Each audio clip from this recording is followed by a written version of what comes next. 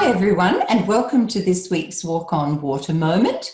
And this week I have an amazing guest called Angela Burgess.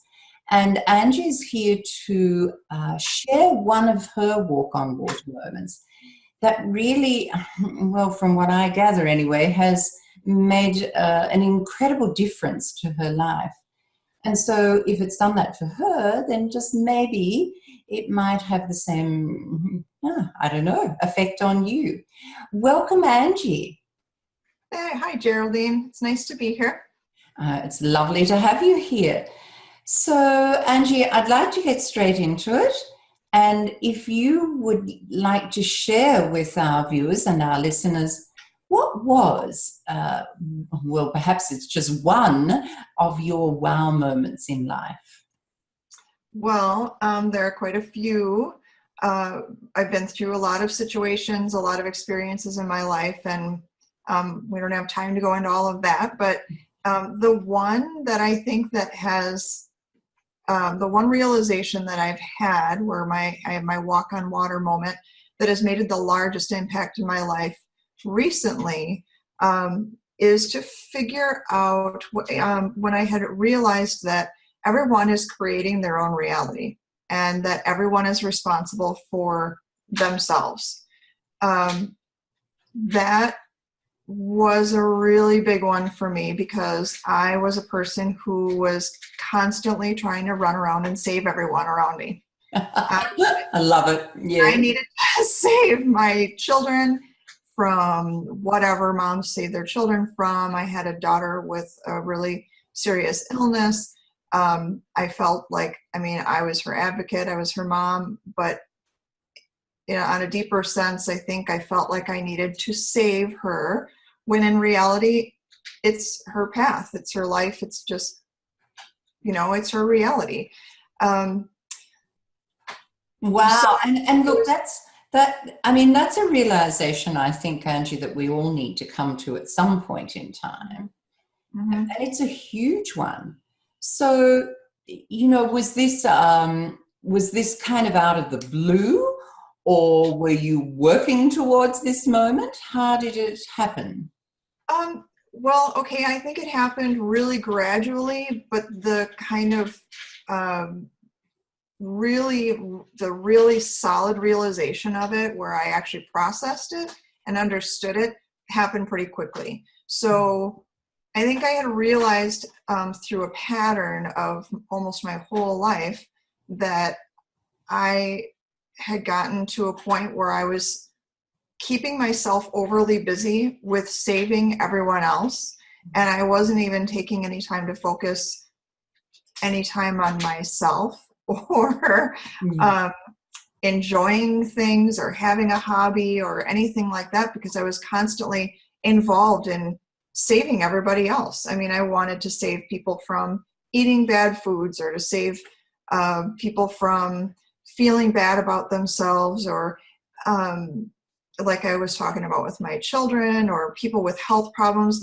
I was everybody's go-to person. I'm a nurse, so everybody would come to me, and because I'm more in line with like natural healing, and I have educated myself a lot about energetic things and quantum physics and things like that, people in the area where I live don't know a lot about those sort of things. Yeah. So anytime somebody had a question about almost anything, they would come to me.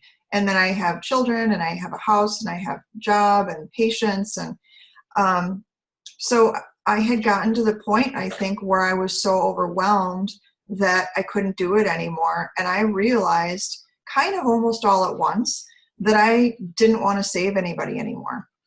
I was just tired of it. And I realized that, there was a pattern where you would do and do and do and do and do for so many other people, and then they're grateful for a little while, but then they fall right back into where they started. Yes. And so,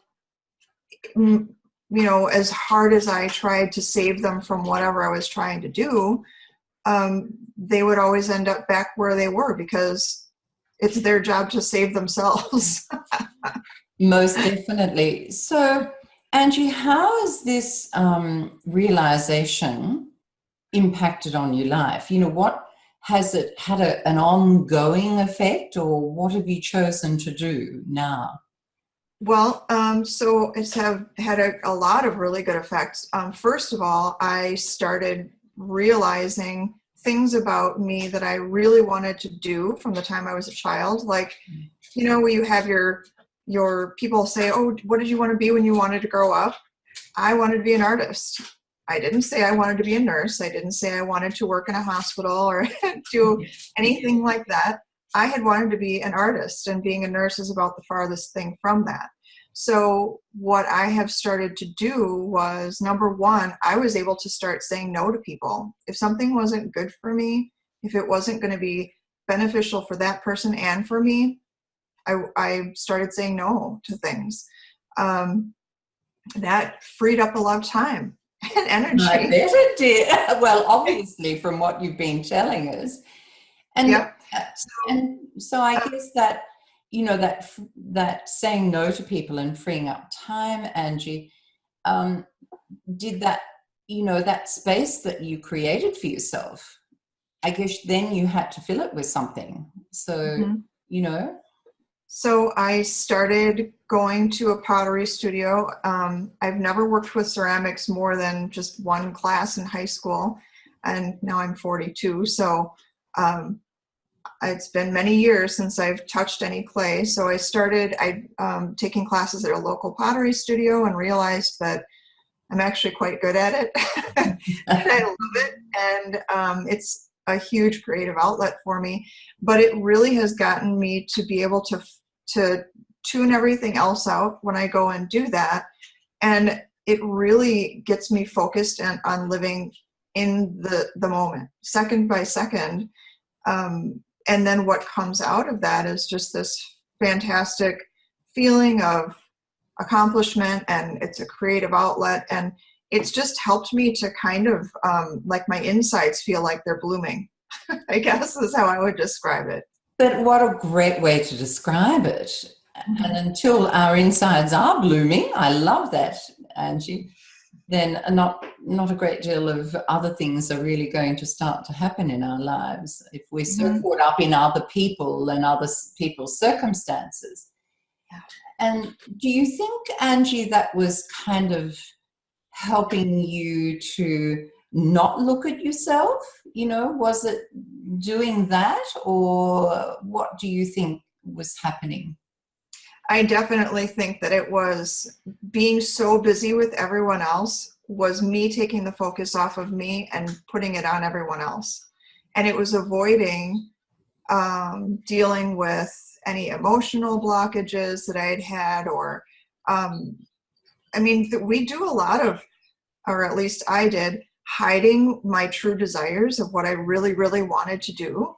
And, in our culture, the mom is the person who gives of herself and is so selfless, and we're kind of have this image of this, martyr person. I don't want to do that. I don't want to do that anymore.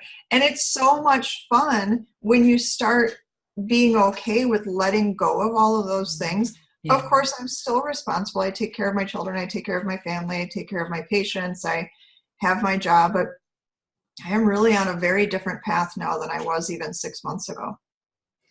Well, Angie, that is just brilliant. And I really want to thank you for taking the time to share this with everyone. It's such an important wow moment. And I think there comes a point in time when we all have to come to this moment and really become consciously aware of creating our reality. And that really does change everything, as obviously it has for you. So thank you so much for being here and sharing with us all today. You're welcome. Thanks for having me. My pleasure. Terrific. So everyone, if you want to catch up with Angie, I will have her details for you on the website and, of course, on my show page. So feel free to whiz over there if you would like to get in touch with Angie. So thanks, everyone. Talk soon.